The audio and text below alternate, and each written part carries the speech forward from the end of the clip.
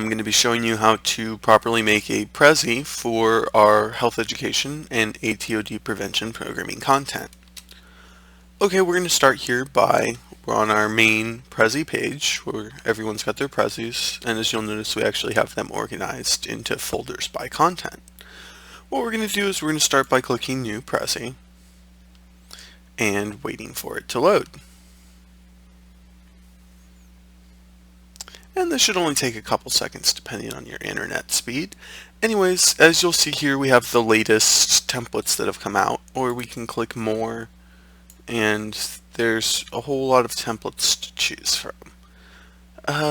Choosing templates is really just more based on your own personal taste, although some of these templates will work better for certain content than other ones. And as you'll find, some of them are just natively outlined better. That being said, I'll show you how to change the outline so that way you can use any of these templates with any sort of format that you'd like. Let's select the mind mapping one for now though, since this is one that I know is quite common and we've used for several current program content. Okay, so you're going to select it and click Use Template, and then you show up here, and this is your main canvas. I'm using the wheel on the mouse to zoom in and out, but if you don't have one, you're on a laptop or something like that, you can use these zoom buttons right here. And then you can click in free space and drag around. If a box is highlighted, obviously when you click, you'll be moving that box instead.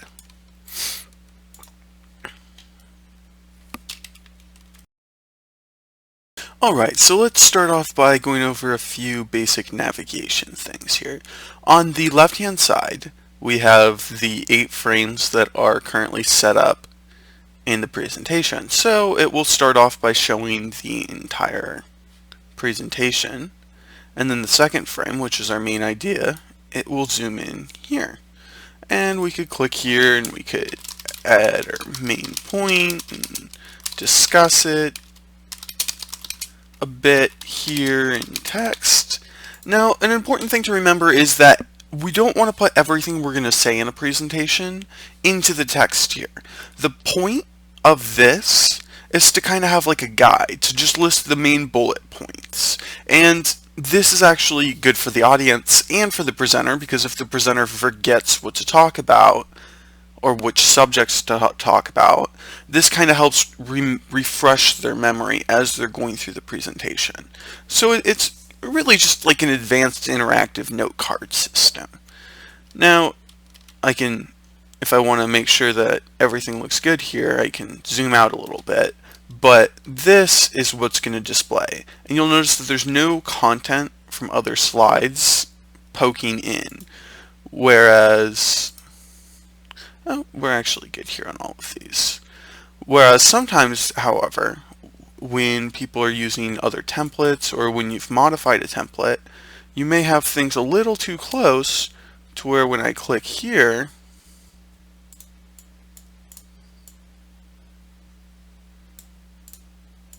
hold on a second, here we go.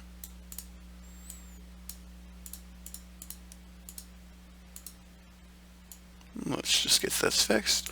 So when I click here, I could read text from this other slide, and this is something that we want to avoid. I'll show you how to do what I just did there so we can move these things around, as well as create more if you want to add additional ones.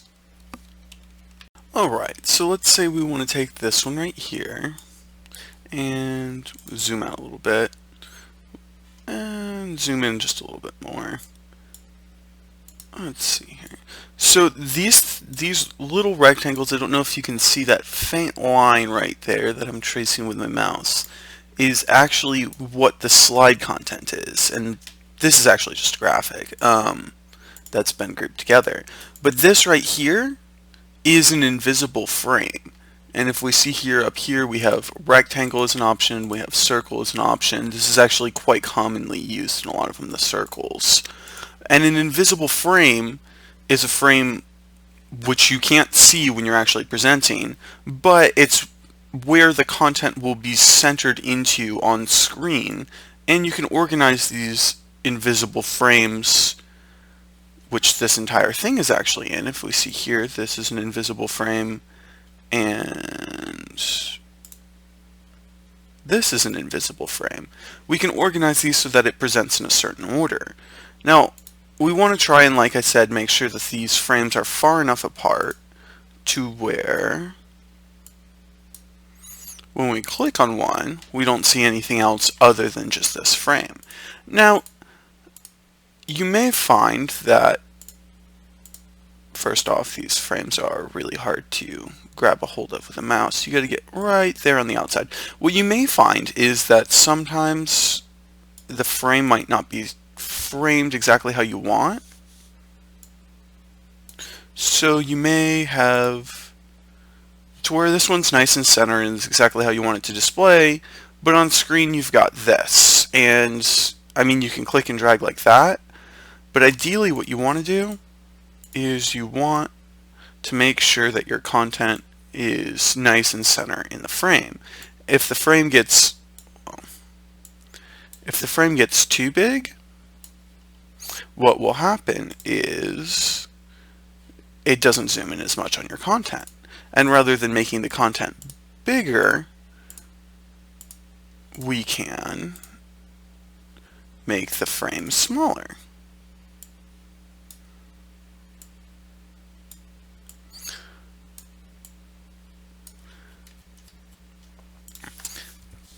Now for this right here, let's say we want to make another notepad, because we only have currently 5 notepads and we have 7 different things that we want to talk about.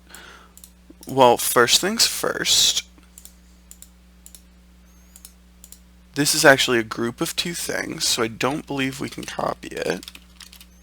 Oh, we can actually copy. Okay, perfect. So all we have to do is click, and when you right click, unfortunately it doesn't come up with the copy option, but you can always Control C or Command C if you're on a Mac, and then we can make a new frame over here. Let's drag this one a little bit and drag this one a little bit. Make sure they're still far enough away. Perfect. And then we can insert an visible frame, and this should be about the size of those other ones. And then if I click here and Control V or Command V, well, now I've got a great big box around it.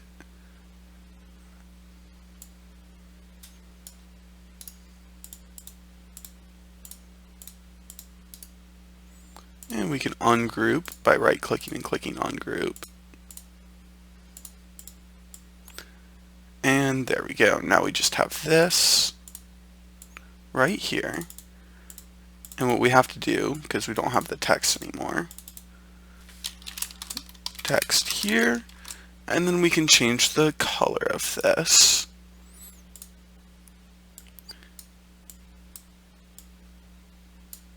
And we can drag it around, make it fit, and you just have to double click it if you want to type extra stuff. And now it naturally put, what you'll notice is it naturally put this right here, but we probably want it to display here, so all we have to do is click and drag, and then, oh, actually, you know what, we want it to display here because we wanted it to display after this one. Now, if when you double click you get text that's different, you can always go back to one of these and see what kind of text it is, and then we just need to change it to that, and then there we go, we're good.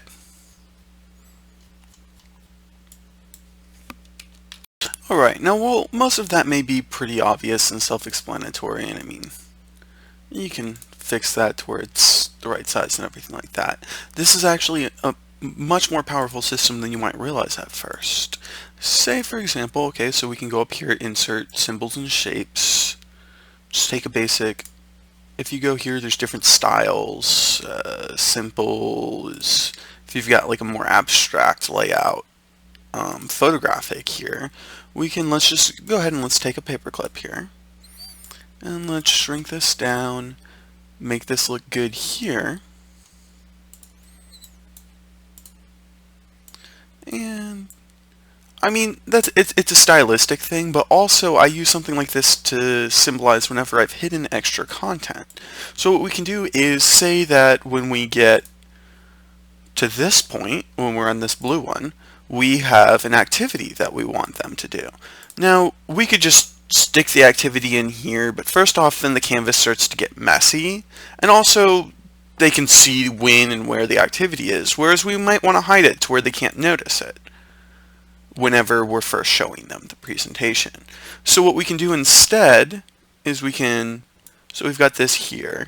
Now what we're going to do is we're going to insert a frame here. We inserted an invisible frame, and we can make it big for now, and that way we can see it, obviously. And let's go ahead and let's stick a book inside of this. So we've got our frame here. We've got this book that, as you'll see, is pretty centered in the frame. If we click here, that's what's going to show up. And then let's activity. So it's an activity that we can, if we go up here into the corner, sometimes you can't see it because it likes to pop this right above it. But you can actually rotate this here a little bit, so we could rotate it, make it look like it's part of the book. Just like that. So it's an activity. Here are the details of the activity, which I cannot spell today for some reason. Here are the details of the activity, and those details might continue on to this page over here. And so we can do this little fancy thing here. I mean, that's all straightforward. We just dragged and dropped stuff from over here, which was once again at Insert, Symbols and Shapes. But now that we've got this frame, we can actually shrink this frame down to where it's very small, and you can't see it at all. And then we could drag it, put it, say right there, and then boom, your activity is hidden. And of course we'd want to drag it to where, when we're going through content, this happens, then this happens. And of course, as you can imagine, there's tons of different things that you can hide throughout here. And it makes it to where this is still nice and neat and looks pretty whenever you're presenting it to people. And then also it allows you to just have little surprises throughout the presentation.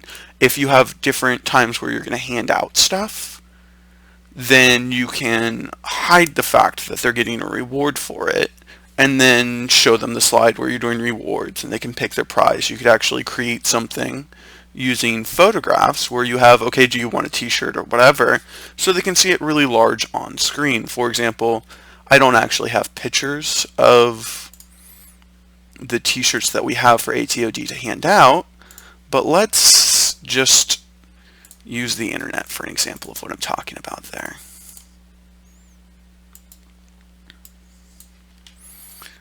So let's actually go here to simple dark here, just so I can kind of see what we're working with, because I don't know if y'all can tell, but that is a very faint rectangle. So let's say we had 2 different prizes for them to pick.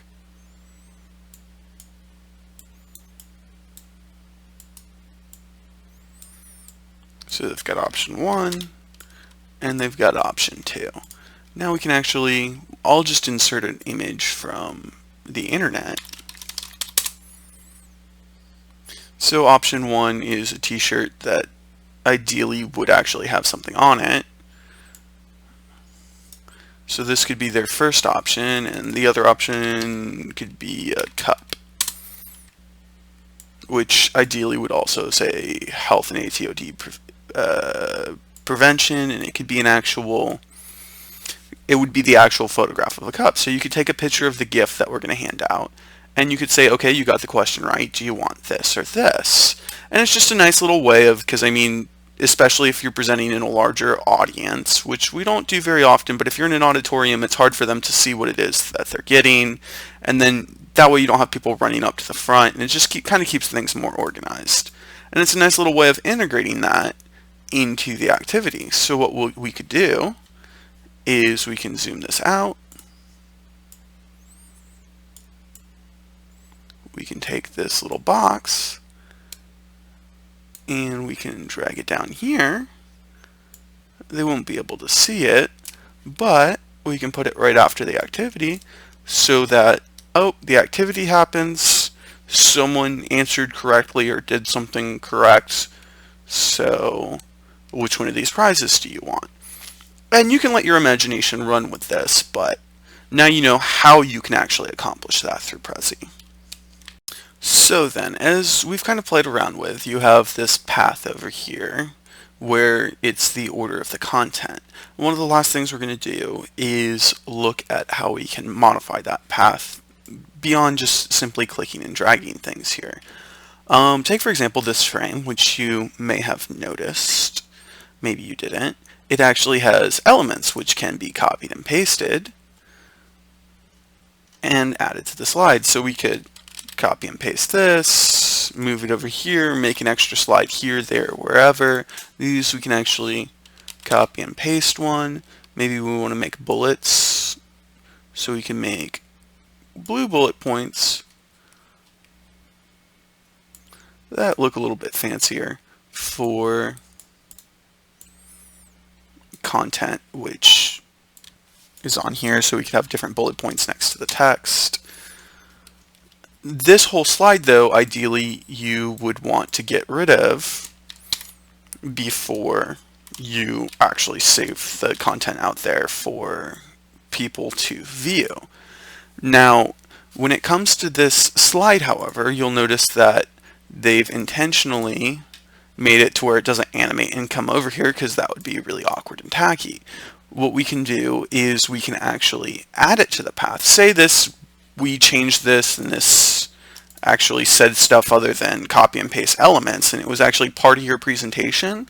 If we right click, or I guess command click if you're on Apple, you'll see an option that is add to path. And what that does is adds it right here. What that is the path of the flow of the presentation. So we could take and we can make that the first thing or the fifth thing or whatever. Now, if you accidentally right click and add something to path, you'll find that it's not necessarily straightforward and obvious how we get rid of that. We try right clicking here. There's no remove from path. There's remove frame, but say we don't want to delete it, we just don't want it to show up in the presentation. What you actually do is you click down here for edit path, and then you can just click this little X next to it, and it removes it from the path. Now we can actually add current view. Say we're not even in a frame. Say we're right here. We can actually add current view, and what it did was it created a frame around it. I'll get out of edit path. It actually creates a frame around it for you, so you don't have to do all of that work. And then let's say we don't want this anymore. We can close it out. We can remove it. There we go. And you'll notice it does, unfortunately, keep the frame. And I've just added it back. Okay, so now I accidentally added this frame here. I want this information, but I don't want this frame. I can right click on the frame, and it's kind of hard to see if I right click over here, it's going to say change background. If I right click here, it's working with this. But if I get right on the frame to where it highlights and I right click it, I can remove frame without deleting contents. Now that should basically cover most of the essential things that you can do. We can actually do fancier things, like we can animate frame contents, we can apply a fade in effect, things like that, so that it's going to fade in. But a lot of that stuff's not necessarily essential, and if you don't have the time, don't worry about it focus on instead getting your main content in there. Hopefully this has been helpful, and hopefully there's a few things that you've learned that you didn't already know about Prezi. Good luck creating program content, and goodbye.